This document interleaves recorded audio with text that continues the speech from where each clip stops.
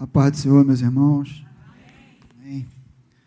Queria convidá-los a estar abrindo a Bíblia lá em 2 Coríntios, ou 2 Crônicas, capítulo 1. No domingo eu pedi para o pessoal já ir meditando, né?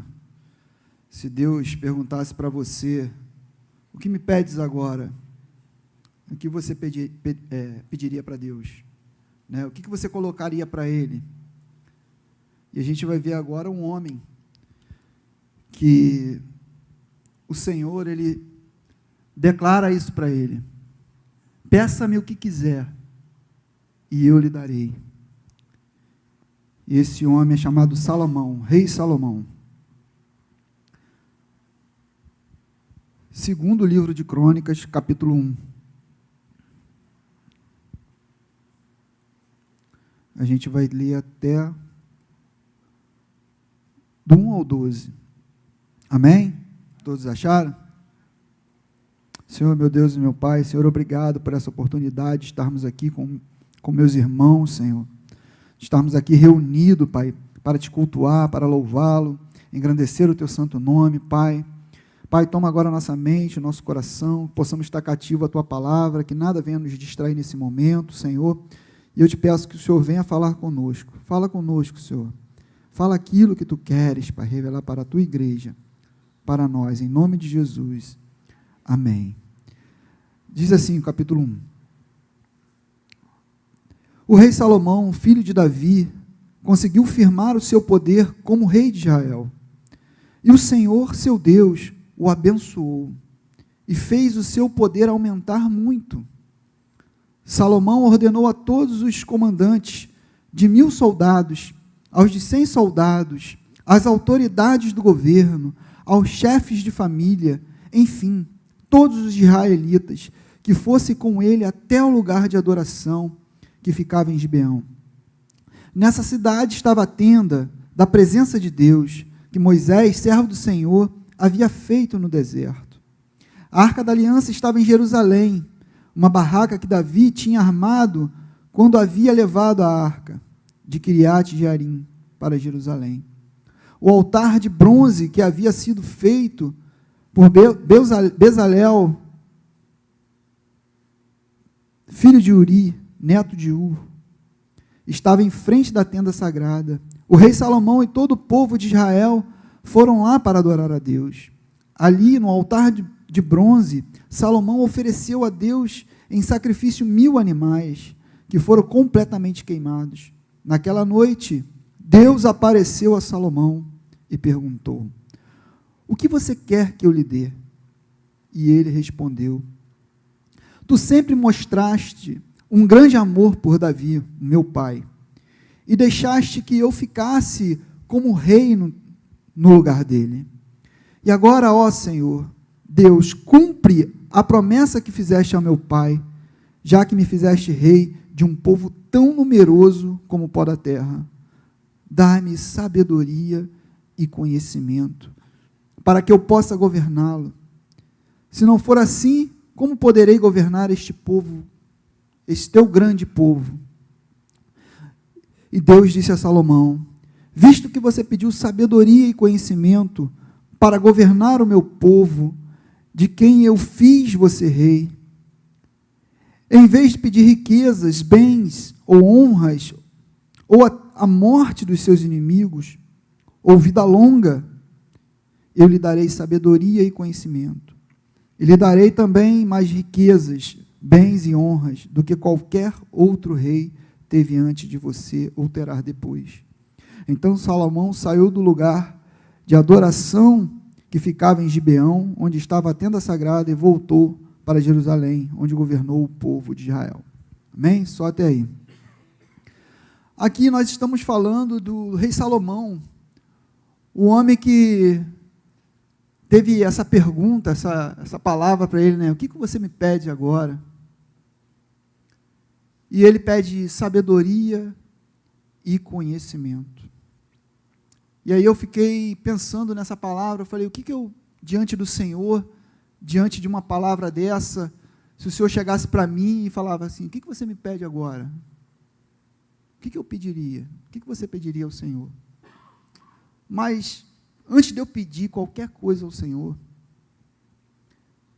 eu fiz uma reflexão, eu falei, meu Deus, porque eu vendo a história desse homem, esse homem ele construiu o templo, esse homem ele começou, sabe, ali, começou bem, ele construiu o templo, ele se dedicou, ele se empenhou para aquilo ali, para essa jornada, mas, meus irmãos, a gente pode, e a primeira coisa que eu queria falar, a gente pode começar bem e terminar mal. Não estou dizendo que esse homem, como foi o fim desse homem? Mas lá em Eclesiastes, quando a gente lê Eclesiastes, quando ele está com uma idade já mais madura, ele vai perceber que até o que ele pediu é vaidade. A sabedoria é vaidade. Então, antes da gente pedir qualquer coisa a Deus, porque é natural, é normal que a gente peça, né? E os pedidos são variados. Mas como está o nosso coração? Como está o nosso interior? A gente é muito rápido em pedir algo para Deus. A gente pede direto, mas às vezes a gente demora, ou às vezes a gente esquece de colocar para o Senhor, Senhor, como eu posso te agradar? Qual o seu propósito para a minha vida? Como eu devo caminhar diante da tua presença? Essa preocupação de tentar agradar a Deus, de tentar seguir a tua palavra, ser fiel à tua palavra. Eu sei, meus irmãos, que é difícil, que a natureza humana, ela tende para o pecado. Mas muitas vezes a gente não faz essa reflexão. Fala, será que o meu caminhar está agradando ao Senhor? Será que a minha postura está agradando ao Senhor? A gente vai ver que esse homem, ele pede sabedoria e conhecimento. Vinham reis, vinham pessoas de outros lugares para poder ouvi-lo. Sabe, porque era bom estar diante desse homem, para ouvir a sua sabedoria, aquilo que ele tinha para falar. Um homem que julgou, um homem que governou durante 40 anos esse povo. Mas teve um momento na vida desse homem que ele se perdeu. Com toda a sabedoria, com todo o conhecimento, ele se perdeu. Deixou-se levar pelo momento, pelas circunstâncias, e muitas vezes isso acontece com a gente. Às vezes, quando a gente para ver, a gente já está dentro de uma situação, e fala, caramba, como eu deixei acontecer isso? Esse homem, ele teve para mais de 700 mulheres. Um homem que fez aliança com quase diversos países, para não generalizar, né? Para não falar todo mundo. E alianças perigosas. Teve mulheres de outros lugares, que cultuavam outros deuses. E a primeira coisa, meus irmãos, que a gente deve atentar, em primeiro lugar, Deus, Ele é a autoridade máxima. A palavra do Senhor é a autoridade máxima na nossa vida. E a gente deve se submeter a isso. Outro tópico que eu queria levantar para a gente aqui, a gente deve obedecer à palavra de Deus. Obedecer à autoridade de Deus. Deus constitui autoridade sobre a nossa vida. Quando a gente olha para a relação nossa humana, Deus constitui autoridade na nossa vida. O seu pai, a sua mãe, é a autoridade que Deus constituiu na tua vida. Muitas vezes, lhes dão conselhos, porque o pai e a mãe, ele quer o bem do filho, ele não quer o mal, ele não deseja o mal para o filho, ele quer o bem, então ele vai aconselhar pela sua experiência de vida, com o acúmulo que ela teve durante a sua jornada. Então ela vai falar, meu filho, vai por esse caminho, vai por aqui, ali é ruim, vai por aqui. E muitas vezes não é isso que acontece. O filho quer ir para outro caminho, desobedece, não reconhece a autoridade do pai, da mãe, e aí quebra a cara no final. Muitas vezes é isso que acontece. Isso eu estou falando na relação horizontal. Davi, ele alertou Salomão. Ele alerta Salomão.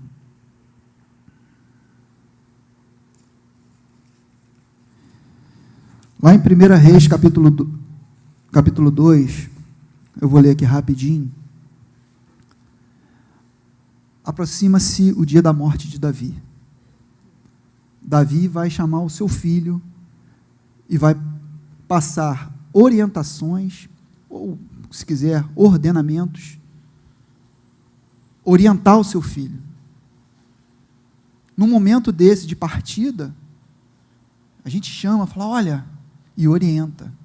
Davi vai falar assim, lá no versículo 1 vai dizer assim, e aproximaram-se os dias da morte de Davi, e deu ele ordem a Salomão, seu filho, dizendo, eu vou pelo caminho de toda a terra, esforça-te, pois, e sê homem, e guarda a ordenança do Senhor teu Deus, para andares no seu caminho, e para guardares os seus estatutos, e os seus mandamentos, e os seus juízos, e os seus testemunhos, como está escrito na lei de Moisés, para que prosperes em tudo quanto fizeres, e para onde quer que fores.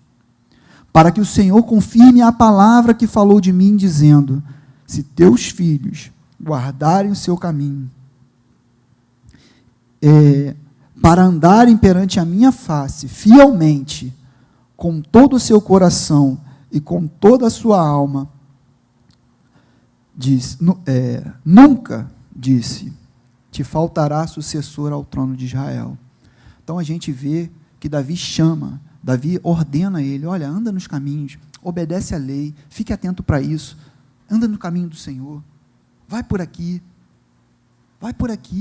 ou seja, é o pai falando para o filho, é o rei falando para o filho, vai por esse caminho aqui, atente para isso aqui. E o que me desperta, e porque eu vou analisando todo o Antigo Testamento, assim, e pegando uma visão panorâmica, e indo para o Novo Testamento, lá no início a gente já vê a derrocada, porque a relação de Deus com o homem é uma relação de liberdade. Ele não botou câmera lá no jardim para filmar o que Adão, não, ele vai pecar, olha lá, vamos, não, opa, sai daí, ele não ficou vigiando. Eles escolheram pecar. Eles decidiram pecar. E aí é uma questão que eu queria entrar, que é a questão por que eles pecaram? Por que eles escolheram isso? Porque Deus também orientou a autoridade máxima. Olha, se vocês tocarem ou comerem dessa fruta, certamente morrerão. Ou seja, eles tinham consciência do que iria acontecer, mas mesmo assim decidiram comer. Mesmo diante de tudo revelado, fala, não coma. A palavra de Deus diz o que? Existe dois caminhos, né? O caminho estreito e o largo, o espaçoso. E o que ele vai falar? O que a palavra fala? Vai por aqui. Vai por esse, e dá dica para a gente, vai por esse caminho aqui, é um caminho estreito, é um caminho apertado, é um caminho doloroso, mas é o caminho que conduz à vida, e vida eterna, mas a gente tem de ir para outro caminho, e não bastar, Deus também vai falar para Salomão, se tu andares no meu caminho, quando Salomão faz lá o templo, constrói o templo, aquela coisa toda, e Deus fala, olha, se o meu povo que clama pelo meu nome, me chama pelo meu nome, se humilhar, sabe, a minha presença vai estar aqui, e orar, a minha presença vai ser notória nesse templo, E ele vai falar para Salomão: olha, ande nos meus caminhos, se atente para as coisas de Deus, ser fiel. E parece que Salomão esqueceu disso. Caiu na idolatria, cultuando outros deuses. Um homem sábio pediu sabedoria. Então, a relação de Deus com o homem, no Antigo Testamento, era muito baseado nisso: obediência, fidelidade, temor. Quando eu olho para a vida de Davi, o rei Davi, ele não foi um bom exemplo de pai. Ele falhou muito. Mas a palavra diz que ele tinha um coração segundo o coração de Deus. Muitas vezes ele precisou ser alertado pelo profeta, porque estava escondendo o pecado. O profeta teve que chamar ele e, olha, contar uma história para ele cair em si. Mas ele é um homem quebrantado, é um homem de coração quebrantado, que se arrepende, que viu a besteira que fez. Então, um homem que reinou também 40 anos. Se a gente fala o rei de Israel, se eu pensar e falar qual o maior rei que teve em Israel, a gente pensa logo no rei Davi. Deus vai falar: olha, se você seguir os passos do seu pai, fala para Salomão, um homem falho, um homem que falhou, um homem que tem pecados, mas ele conseguia atingir o coração de Deus. Deus via algo nesse homem. Deus sondava o interior desse homem. Por isso que ele era um homem segundo o coração de Deus. Não são apenas atitudes que vai agradar ao Senhor, mas como está o seu interior, como está o seu coração, como está a sua mente. Não adianta eu vir para a igreja, corpo presente e mente ausente. Não adianta eu ter característica de cristão, Bíblia e um monte de coisa, mas o meu coração está afastado de Deus. Em primeiro lugar, Deus sonda o nosso coração. Deus sonda o nosso interior. Então não tem como a gente querer esconder. A gente até tenta fazer isso, de esconder algo de Deus. O que Deus quer de nós é obediência, fidelidade, temor. Sabe, a tua palavra.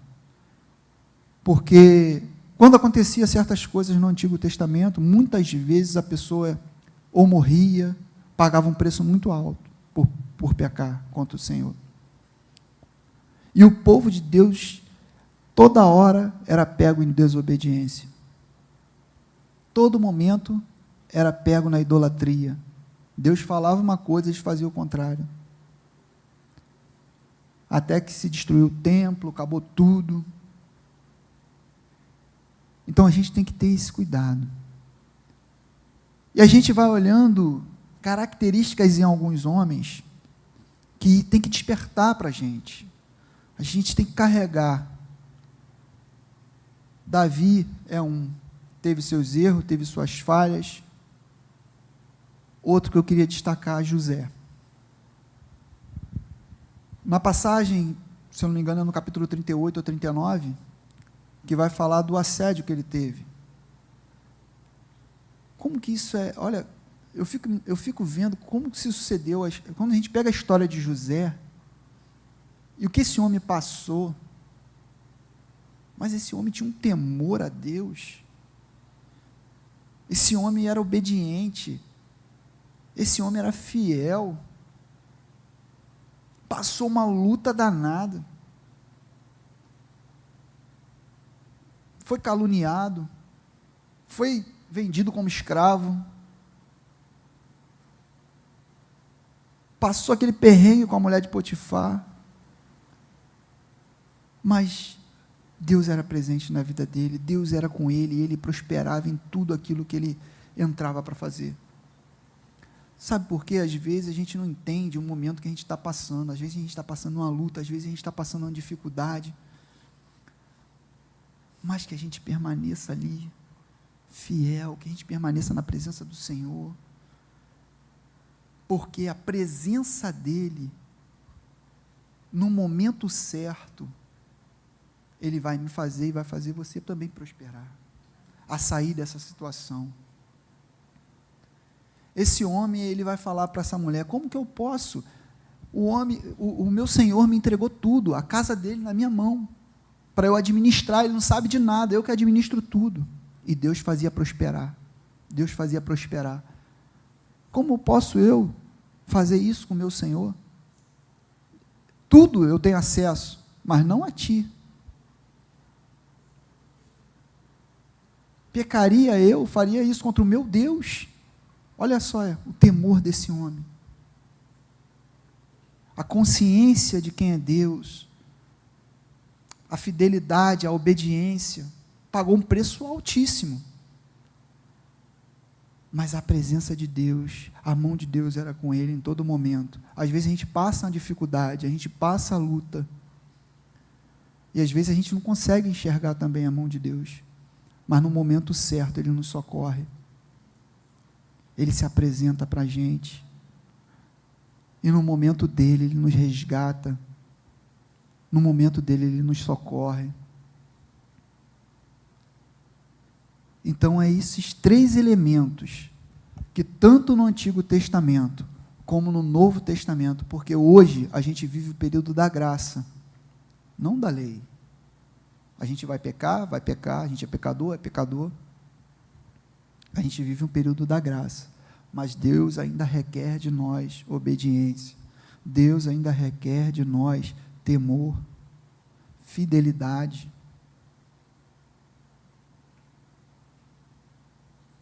Só que agora é um novo tempo, para você ver que tantos homens passaram, no final, o reino foi dividido, por causa da idolatria, por causa desses caminhos tortuosos que Salomão entrou, o reino foi dividido, foi tirado dele o reino, foi passado para outro. Mas Deus falou, por amor ao seu pai, eu não vou fazer isso agora. Quando ele morreu, o reino foi dividido. 10 tribos e mais 2 tribos, mas por amor a Davi, Deus falou, eu vou deixar aí, que daí vai suscitar uma semente. Meus irmãos, não tem como. O homem, por isso que Jesus veio. A tendência do homem é isso aí, é ser infiel, a natureza pecaminosa. Nós fomos deformados pelo pecado. A tendência é essa. A tendência é ser desobediente, é embarcar em qualquer coisa. E às vezes a gente esquece que a gente tem um Deus que requer isso de nós. Fidelidade. Requer de nós temor. Sabe, obediência à palavra de Deus. E às vezes a gente não atenta para essas coisas. Então, antes da gente pedir qualquer coisa para Deus, que a gente possa permanecer firme no propósito de Deus, na fidelidade do Senhor, possamos confiar no Senhor. Sabe, queridos, porque não tem como, não tem outro jeito. Então, reconheça a autoridade de Deus, o senhorio de Deus, reconheça a autoridade que Deus constituiu na tua vida.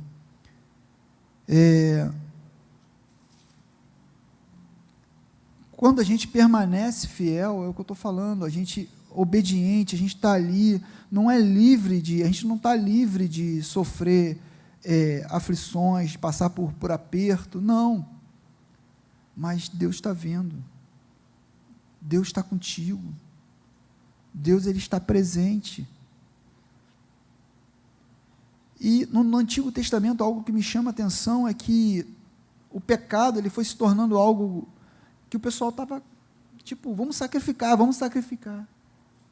E o Senhor, o que Deus fala através do seu profeta? Que obedecer é melhor do que sacrificar. Tiago capítulo 1 vai dizer que se alguém está com falta de sabedoria, peça a sabedoria que Deus dá. Deus dá a todos. Deus, Ele pode fazer infinitamente mais daquilo que pedimos, pensamos, aquilo que a gente...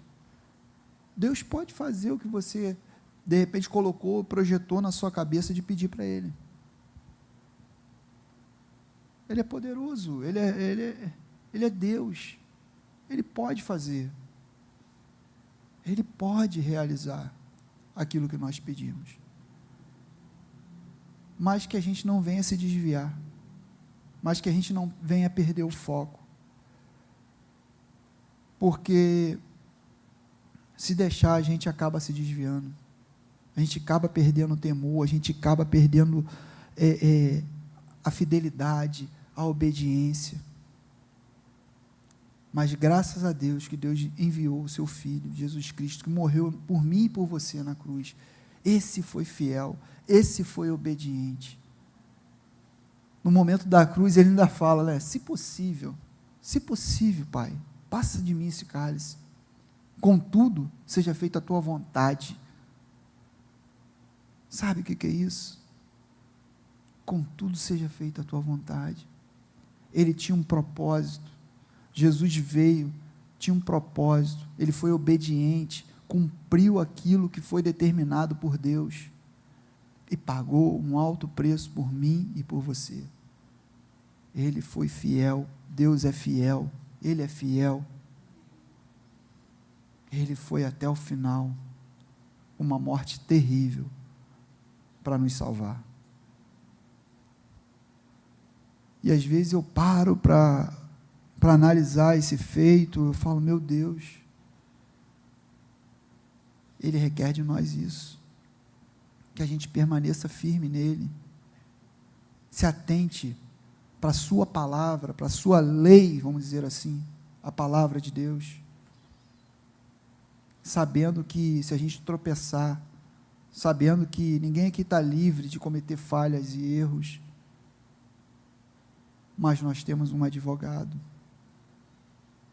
aquele que pagou um alto preço por mim e por você, a quem nós podemos recorrer com um coração quebrantado, com um coração desejoso de perdão.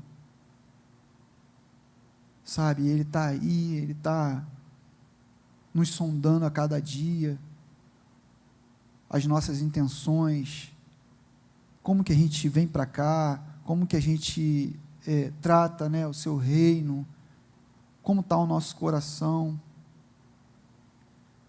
Ele sonda tudo isso.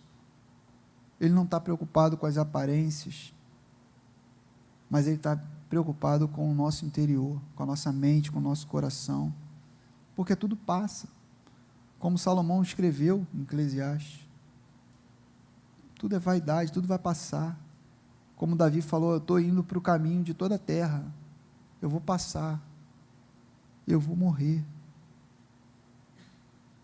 E aí, como que fica essa situação? Ele vai declarar que tudo é vaidade, um homem que teve, que a gente possa imaginar de prazer, de provou de tantas coisas, tinha tudo do bom e do melhor, e ele vai falar isso, tudo é vaidade. Então, que a gente possa, diante do Senhor hoje, colocar para Ele, não sei, de repente alguma coisa está te afligindo, eu não sei o que você vai pedir para Deus, ou o que você tem pedido para Ele, mas coloque seu coração diante do Senhor nessa noite, a sua mente,